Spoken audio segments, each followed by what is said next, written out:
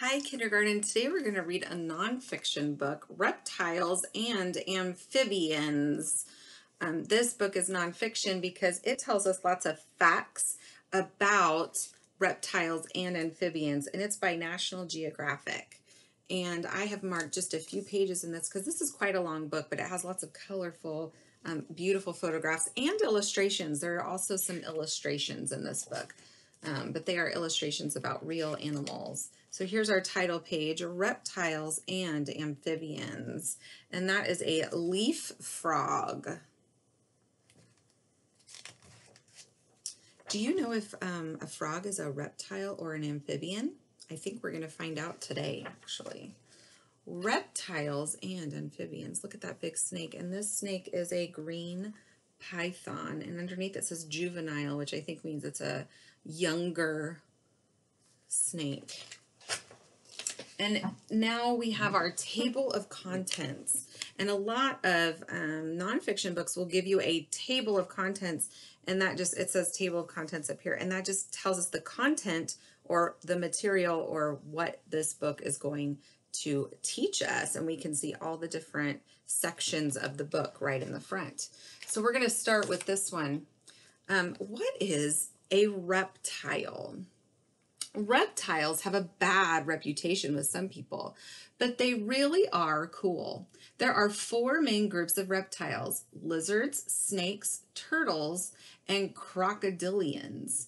Another type, the tatura, is the last of a large group of beak-headed reptiles that lived before the dinosaurs.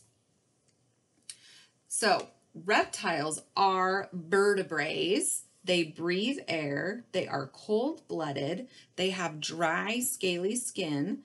They hatch mostly from shelled eggs laid on land, it says. And at birth, most look just like their parents.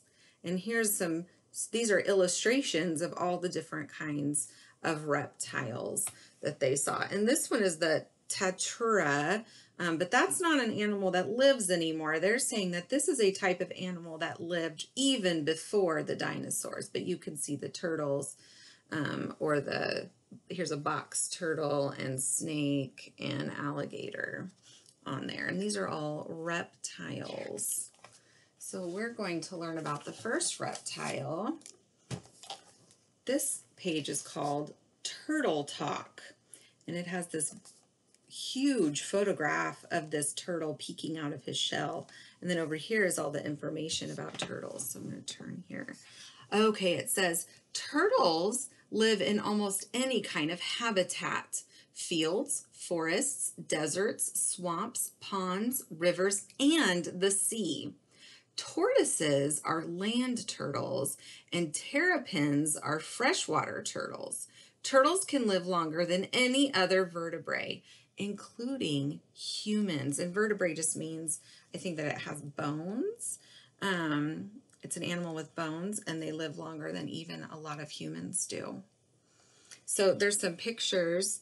This one, it says side tuck. I thought this was really interesting. Side tuck. It says, for protection, some tropical turtles bend their necks and heads to the side. So I always think that we think about turtles, their heads go in, but this turtle, he puts his neck in, his face into the side, and you can kind of see that he's looking one way. He's looking this way. I thought that was really interesting. You can kind of see they've done a picture here, an illustration of what the inside of a turtle looks like, and you can see it's got its spine going up around the inside of its shell. So turtles are reptiles. Now we're going to learn about amphibians. What is an amphibian? And these are all illustrations of the different kinds of amphibians. It says there are 3 groups of amphibians: frogs and toads, salamanders and newts, and legless creatures called caecilians. These creepy, crawly critters descend from fish. Amphibians were the first vertebrates, animals with backbones, to leave the water and live on land. Most amphibians metamorphose. It says metamorphose, or change form as they grow. Boy, that word took me a minute. So this is an illustration of all the different kinds of amphibians. So we've got salamanders down here, and we've got frogs, and we've got toads, and this is a red salamander. And then I think we're going to learn about a type of amphibian. Do you remember I asked you in the beginning, do you think frogs are reptiles or amphibians? Well, this book is telling us that frogs are a type of amphibian. Many frogs are built for double life on land and in water. They breathe through their lungs and also through their smooth, moist skins. Frogs use their long, strong back legs to jump far and swim fast. Many can leap up to 20 times or even 40 times their body length. The largest group of amphibians, about 3,850 species, frogs live on all continents except for Antarctica, where it's very, very cold.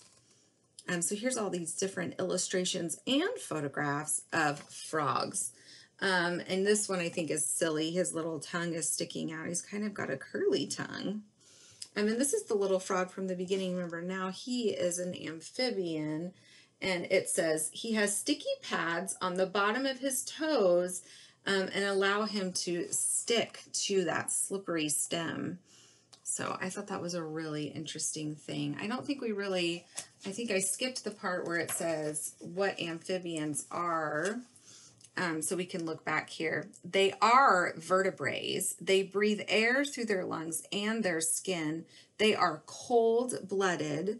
They have scaleless skin, and most come from unshelled eggs laid in moist places like, like tadpoles and things. They're in the water. And at birth, they don't look like their parents. So you can tell an amphibian from a reptile because they are, when they hatch out of their eggs from the water, they don't look anything like their parents. So like a tadpole does not look like a frog, but when a turtle comes out of its egg, it looks just like a turtle. So that's very interesting. So I hope you learned a little bit today about how reptiles and amphibians are different. And we learned today that turtles are reptiles and frogs are amphibians. So I hope you have a really good day today. Thank you for listening.